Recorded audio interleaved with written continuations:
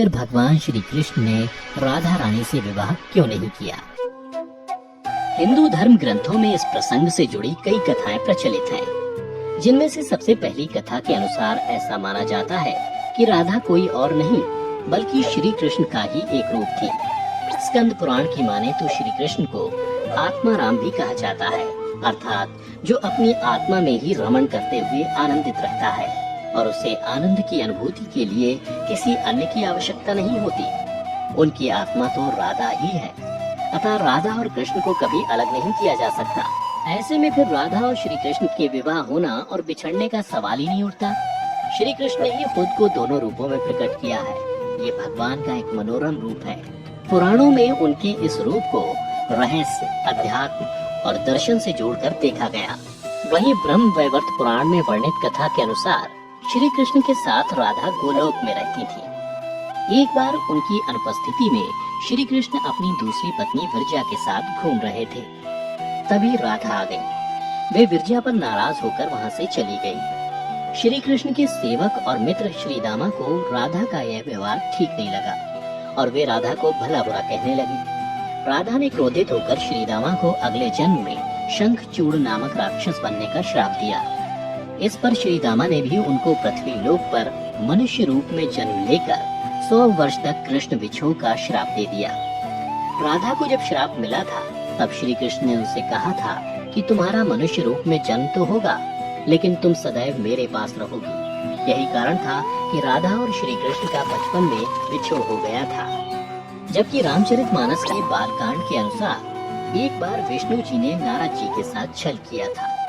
उन्हें खुद का स्वरूप देने के बजाय वानर का स्वरूप दे दिया था। इस कारण वे लक्ष्मी जी के स्वयंवर में हंसी का पात्र बन गए और उनके मन में लक्ष्मी जी से विवाह करने की अभिलाषा ही रह गई थी।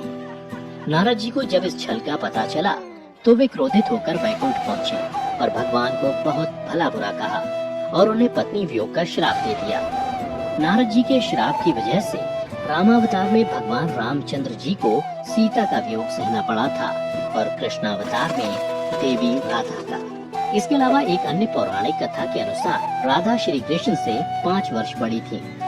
राधा ने श्री कृष्ण को पहली बार जब देखा था जब उनकी माँ यशोदा ने उन्हें ऊखल से बांध दिया था।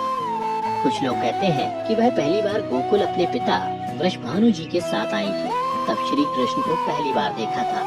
जबकि कुछ विद्वानों की माने तो कृष्ण और राधा की पहली मुलाकात संकेत तीर्थ पर हुई थी। जो भी हो, लेकिन जब राधा ने कृष्ण को देखा तो वह उनके प्रेम में पागल जैसी हो गई थी और कृष्ण भी उन्हें देखकर मोहित हो गए थे और फिर दोनों में प्रेम हो गया था। ऐसा माना जाता है कि तभी से राधा श्री कृष्ण की मुरली सुनकर बावरी होकर नाचने लगती थी और वह उनसे मिलने के लिए बाहर निकल जाती थी। जब गांव में कृष्ण और राधा के प्रेम की चर्चा चल पड़ी तो राधा के समाज के लोगों ने उसका घर से बाहर निकलना बंद करवा दिया।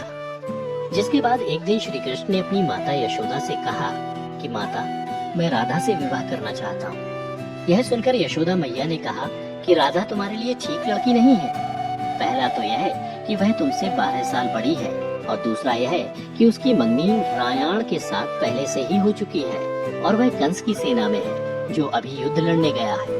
जब आएगा तो राधा का उससे विवाह हो जाएगा, इसलिए उससे तुम्हारा विवाह नहीं हो सकता। हम तुम्हारे लिए दूसरी कन्या ढूंढेंगे। लेकिन कृष्ण जिद करने लगे। तब यशोदा ने नंद से कहा।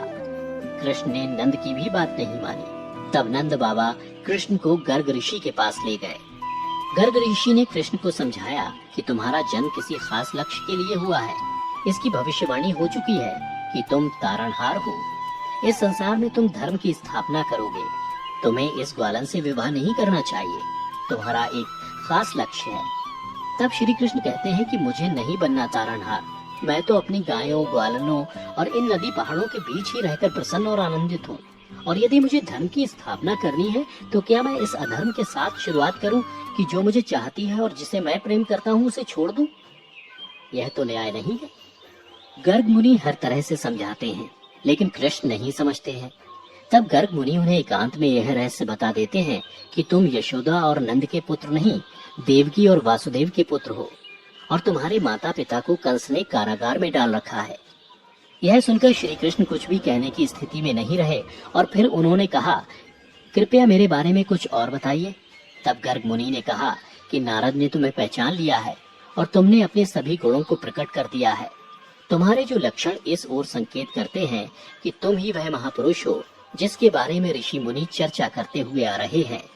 यह सुनकर श्री कृष्ण चुपचाप उठे और गोवर्धन पर्वत की सबसे ऊंची चोटी पर जाकर अकेले आकाश को देखने लगे। बस वे वहीं दिन भर रहे और सूर्यास्त के समय ज्ञान को उपलब्ध हो गए। वहीं से उनकी दशा और दिशा बदल गई। फिर उसके बाद श्री कृष्ण कंस के बुलावे पर वृंदावन छोड़कर मथुरा चले गए और इधर राधा का विवाह यशोदा के भाई प्रयाण से हो गया। मित्रों, इसलिए